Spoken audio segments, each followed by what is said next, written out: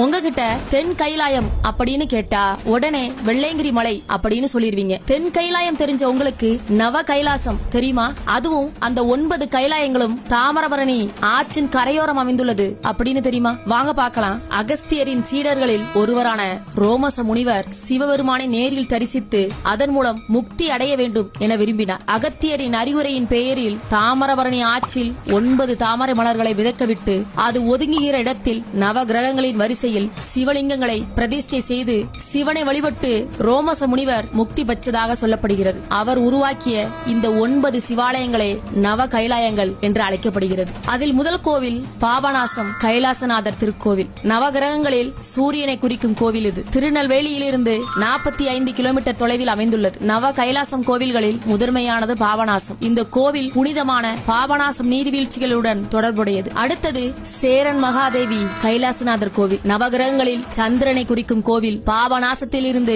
15 kilometre தொலைவில் அமைந்துள்ளது. தாமிரபரணி ஆற்றின் கரையில் அமைந்துள்ள வளமான கட்டிடக்கலை அழகு மற்றும் ஆன்மீக முக்கியத்துவம் கொண்ட ஒரு பழங்கால அமைப்பாகும். அடுத்ததாக கொடகநல்லூர் கைலாசநாதர் கோவில். நவகிரகங்களில் செவ்வாயை குறிக்கும் கோவில் சேரன் மகாதேவியில் இருந்து 12 கிலோமீட்டர் தொலைவில் அமைந்துள்ளது. இந்த கோவில் ஆற்றங்கரையில் அமைந்துள்ள ஒரு அமைதியான இடமாகும். அடுத்ததாக குன்னத்தூர் கோத பரமேஸ்வரர் கோவில். இது ராகவை குறிக்கும் தலமாகும். கொடகநல்லூரில் இருந்து 8 கிலோமீட்டர் தொலைவில் அமைந்துள்ளது. அடுத்ததாக முரப்பநாடு கைலாசநாதர் கோவில் குருவை குறிக்கும் தலமாகும். குன்றத்தூரில் இருந்து 12 கிலோமீட்டர் தொலைவில் அமைந்துள்ளது. அடுத்ததாக ஸ்ரீவைகுண்டம் கைலாசநாதர் திருக்கோவில் சனியை குறிக்கும் தலமாகும். முரப்பநாட்டில் இருந்து 10 கிலோமீட்டர் தொலைவில் அமைந்துள்ளது. அடுத்ததாக தென் திருப்பேரை கைலாசநாதர் கோவில் புதனை குறிக்கும் தலமாகும். சிறுவைகுண்டத்தில் இருந்து 6 கிலோமீட்டர் தொலைவில் அமைந்துள்ளது. அடுத்ததாக ராஜபதி கைலாசநாதர் திருக்கோவில் கேதுவை குறிக்கும் தலமாகும். தென் திருப்பேரையிலிருந்து 5 கிலோமீட்டர் தொலைவில் அமைந்துள்ளது. நவ கைலாசத்தில்